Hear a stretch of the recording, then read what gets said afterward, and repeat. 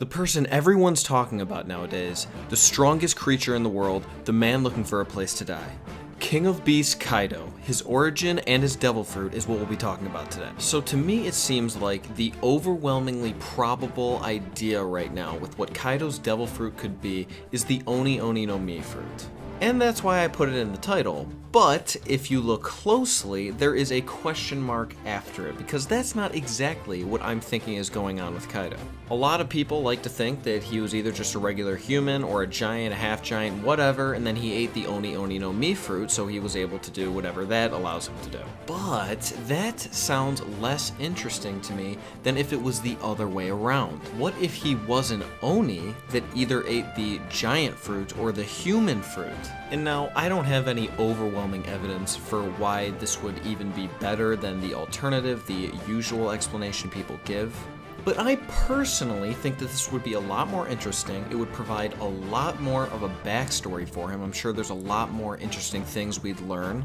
This would confirm the idea that there are supernatural creatures in the One Piece world, just besides, like, devil fruit eaters. And to be completely honest, if I was gonna make a video like this, which you guys have requested a lot, I didn't want to just make the normal video that everyone's making nowadays, because that's exactly it. Everyone's already made this video. Like, the reason that I put off making this video for so long is because this is all I ever see in my recommended page. Kaido eating the Oni Oni no Mi fruit, Kaido is an Oni, all of this. And you know, I mean, I do agree, it is probably the most likely case that probably is true. But if I was going to make a video like this, which, like I said, you guys have requested, then I wanted to put a little bit of a shake on it, you know, do my own little thing. And because, like I just said, this is such a popular topic, I don't think that anyone watching this video hasn't already caught themselves up on this theory. I'm pretty much sure that everyone has heard it up until this point. But just in case you are not clear with just the basic theory of Kaido being an Oni or whatever, you can watch my buddy Saffron's video he just made on this. It's on his channel. I'll leave a link in the description to it, and then after that, if you understand it, you could come here and see what I'm saying. I hope nothing I just said was too confused. Anyway, so let's get right into this. So first of all, Kaido is extremely evil. Like, as far as we've seen, it's beyond all reason. He is a spawn of the devil. He's just not a fun guy to be around. And while it is true that a lot of pirates in One Piece, and just, you know, obviously pirates in general, are evil people, I think that, you know, he takes it to a point where it's like, this is not normal. Like, at least for the most part, the pirates in One Piece don't go around just torturing people, because that's kind of weird. Like, even Kid, who was supposed to have such a high bounty because of how ruthless he was, how much he treated the people that he was invading just terribly, he's like not like that. Like, he's clearly evil, but not anything in the same way Kaido is. I mean, just for example, when his crew invaded Zou, that was just straight up torture that was going on. And I mean, I guess they could have had a hunch or something, but there really was no reason that they should have believed that Raizo was there. And even if they still did believe he was there, it's not like they were looking for him or anything like they easily could have been. They were just torturing these people for fun, and they loved it. Let's not act like they did not love torturing these people. And while that's not Kaido directly doing that, this is his crew that he influences, you know, I mean, it's definitely a result of his evil, and it doesn't include, we've seen not so much, but we have gotten a good idea of what he's doing in Wano, which seems pretty similar to what his crew was doing in Zou.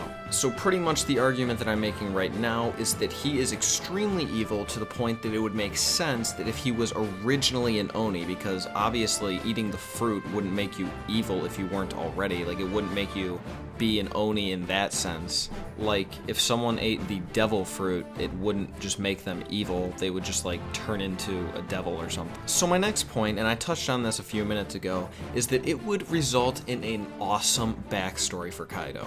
Like, we would get to see all of the stuff that happened to him when he was younger, obviously, but just when he was an Oni and whatever goes on in that kind of... Like, if Onis were to exist in the One Piece world, then they would have to live somewhere, or in some dimension or something. Like there'd be something going on with multiple Onis. They have a life. Like for example, in Death Note, there are the Death Gods or Shinigami, and we get to see the kind of world that they live in. We got to see how they interacted with each other. They played cards and stuff. I mean, it was kind of funny or whatever, but it was definitely interesting. It was always cool to get a glimpse of their realm whenever we got to see it. And obviously it didn't justify Ryuk in any way. I mean, I guess you can't really say whether or not he could be justified since he is a Shinigami. Like, it is his job to kill people.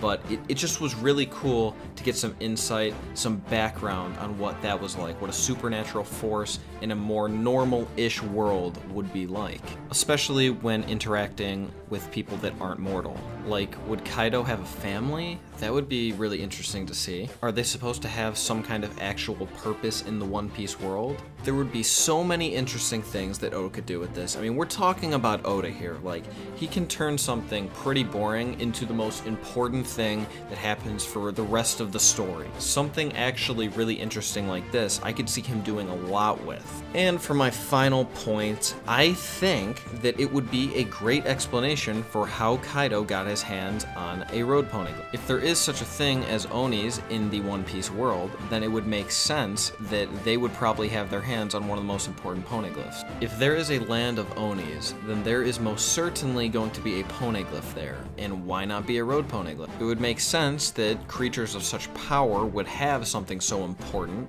In fact, I wouldn't even be surprised if this poneglyph was like the source of their evil. If the reason that Kaido, as an Oni, wanted to get the other road poneglyphs to find the One Piece, which would theoretically lead to some kind of super weapon that could destroy the world. Kaido did say he wanted to start a war bigger than the world's ever seen. I believe he actually said he wanted to destroy the world at some point. He was working with Dofi, who on multiple occasions said that he wanted to destroy the world.